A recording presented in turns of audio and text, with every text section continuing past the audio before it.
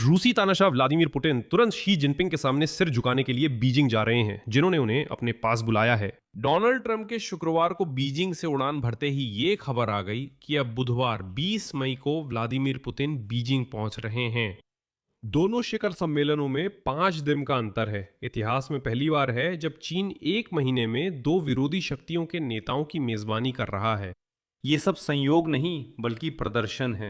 Vladimir Putin Beijing क्यों जा रहे हैं, वहां उनका स्वागत कैसा होगा और वे क्या चर्चा करेंगे, इन सभी विषयों पर हम इस एपिसोड में बात करेंगे। मेरा नाम अलेक्सी पेचिए है। आइए इस विषय पर साथ में चर्चा करें, लेकिन शुरू करने से पहले आपसे अनुरोध है कि इस YouTube चैनल को सब्सक्राइब करें, इस एपिसोड को लाइक करें और कृपया इस वीडियो के नीचे कोई भी अपनी टिप्पणी लिखें। ये YouTube पर कंटेंट को आगे बढ़ाने में बहुत मदद करता है। मैं आभारी रहूंगा ताकि ज्यादा दर्शक एपिसोड्स देख सकें। मेरे टेलीग्राम चैनल पेचिए न्यूज को भी सब्सक्राइब करें, लिंक वीडियो डिस्क्रिप्शन में है। सबसे पहले जानिए आज चीनी मीडिया क्या लिख रहा है। साउथ चाइना मॉर्निंग पोस्ट के अनुसार क्रेमलिन प्रमुख की यात्रा शी जिनपिंग और डोनाल्ड ट्रंप के शिखर सम्मेलन के कुछ दिन बाद होगी।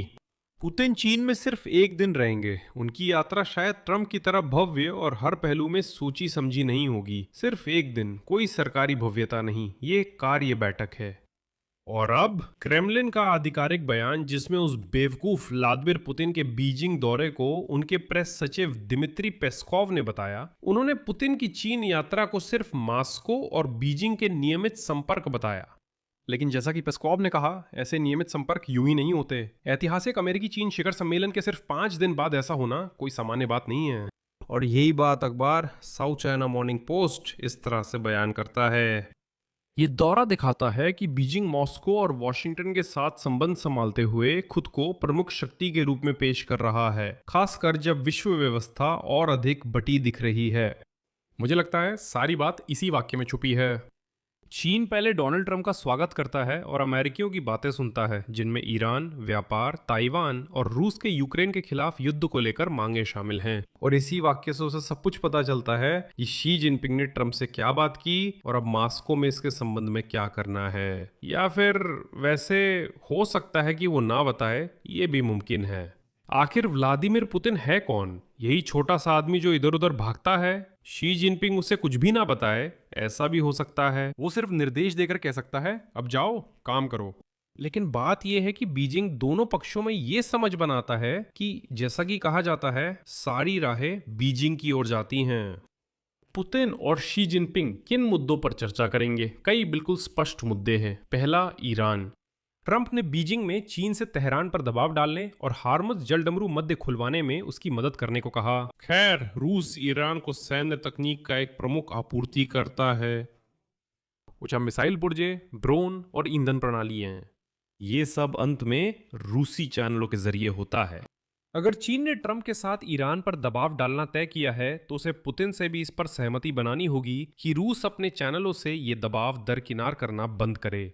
रूस तेहरान की सरकार का समर्थन करना बंद कर देगा और इस शासन को दी जाने वाली मदद कम कर देगा। एक के बिना दूसरा काम नहीं करेगा। दूसरी बात जाहिर है यूक्रेन है। ट्रंप ने कहा उन्होंने रूस यूक्रेन युद्ध पर शी जिनपिंग से बात की थी।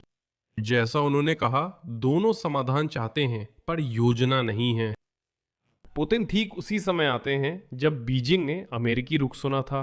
पुतिन शी जिनपिंग से क्या कहेंगे और ये ट्रंप की बातों का जवाब होगा या नहीं, ये स्पष्ट नहीं है। इसका अंदाजा लगाना मुश्किल है। लेकिन ये तो साफ है कि पुतिन अपने बीजिंग दौरे से पहले शी जिनपिंग के सामने अपनी अहमियत बढ़ाने की कोशिश कर रहे हैं।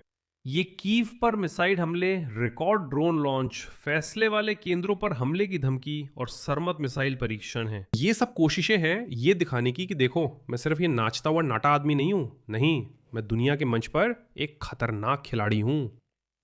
और अब हम तीसरे सवाल पर आते हैं, सरमत। पुतिन ने इस हफ्ते अंतर महाद्वीपीय बैलिस्टिक मिसाइल के परीक्षण की घोषणा की।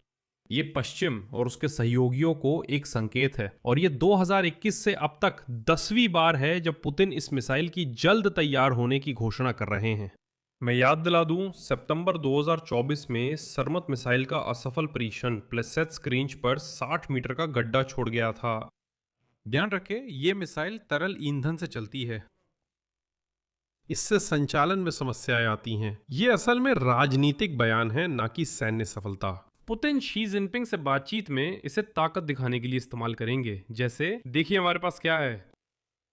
मोर्चे की बात करें तो व्लादिमीर पुतिन बीजिंग विजेता बनकर नहीं जा रहे, भले ही वो ऐसा दिखाने की कोशिश कर रहे हो। और यह दिलचस्प बात है, आज CNN ने एक दिलचस्प लेख प्रकाशित किया है और लिखा है, यूक्रेन ने लंबे समय बाद पहली बार रूस से ज्यादा इलाके एक महीने में आजाद कराए हैं। यूक्रेन के रक्षा मंत्री मिखाइल फेदोरोव ने कहा, अप्रैल में भी और मार्च में भी हमने 35,000 रूसी सैनिक मार गिराए, रफ्तार वही रही। रूस के पास आगे बढ़ने के लिए ताकत नहीं बची है। यूक्रेनी सेना रूसियों को थका रही है। युद्ध अध्ययन संस्थान ने पुष्टि की है कि रूस ने पिछले महीने कुल मिलाकर क्षेत्र गंवाए। ये पहली बार है जब अगस्त 2024 में यूक्रेनी सशस्त्र बलों के कुर्स्क अभियान की शुरुआत के बाद ऐसा हुआ है। युद्ध के मैदान में अब यह स्पष्ट है कि रूस पहल खो रहा है, इसीलिए वो यूक्रेनी शहरों पर बड़े पैमाने पर हमला करने की कोशिश कर रहा है। और ये है वे 1560 ड्रोन। रूस ने ये सिर्फ एक दिन में लॉन्च किए, 13 से 14 मई। ये उस बात की भरपाई है कि वो फ्रंट लाइन पर सफल नहीं हो पा रहा है। और जैसा कि यूक्रेनी अधिकारी कहते हैं, कब्जा करने वालों का मनोबल थकावट के कारण वाकई बदल रहा है। और ये एक महत्वपूर्ण संकेत है। पुतिन को अभी बीजिंग जाने की क्या जरूरत है? जवाब है, ताकि ट्रंप और शी जिनपिंग उसके बिना कोई समझौता ना कर लें। पुतिन वाकई एक पैरानॉइड इंसान है। वो डरता है कि कहीं उसके बिना कोई समझौता ना हो जाए। आप मुझे मेरी कड़ी बातों के लिए माफ करें, लेकिन ये लोग, इन्हें और तरह से परिभाषित नहीं किया जा सकता। वर्गीकृत करना। जब अमेरिकी राष्ट्रपति बीजिंग में शांति, हरमुज जलडमरू मध्य खोलने और ईरान पर दबाव की बात कर रहे थे, रूस पूरी चर्चा से बाहर था। अब व्लादिमीर पुतिन इन मुद्दों को सुलझाने और शी जिनपिंग को रूस की लाल रेखाएं, वो मॉस्को कहां सहयोग करने को तैयार हैं और कहां नहीं समझाने जा रहे हैं। और याद दिलाना है कि ये वही रणनीतिक साझेदारी है बिना किसी सीमा के जो बीजिंग और मॉस्को के बीच साइन हुई थी। ये सिर्फ शब्द नहीं है। तो फिर ये सब कहाँ है? आखिरी में मैं ये episode south China morning post के एक उद्धरण के साथ खत्म करूंगा और वे आगे लिखते हैं, बीजिंग अब खुद को देखता है और खुद को इस तरह पेश करता है जैसे कि वो एकमात्र मंच है जहां सभी प्रमुख खिलाड़ी मिलते हैं। ट्रंप आए, पुतिन आएंगे और शी बीच में बैठे हैं। और यही इस पूरे हफ्ते की भू राजनीति का मुख्य नतीजा है। यहाँ मैं विराम लगाता हूँ। आपकी राय, आपके निष्कर्ष क्या है, इस एपिसोड के नीचे कमेंट्स में लिखें। चैनल को सब्सक्राइब करें, बेल आइकन दबाएं और लाइक करना ना भूलें। अगर आप इस YouTube चैनल को सपोर्ट करना चाहते हैं तो आर्थिक मदद या डोनेशन कर सकते हैं। पेड स्पॉन्सरशिप सब्सक्रिप्शन के लिए वीडियो के डिस्क्रिप्शन में लिंक और डिटेल्स देखें। अपना ख्याल रखें। अलविदा।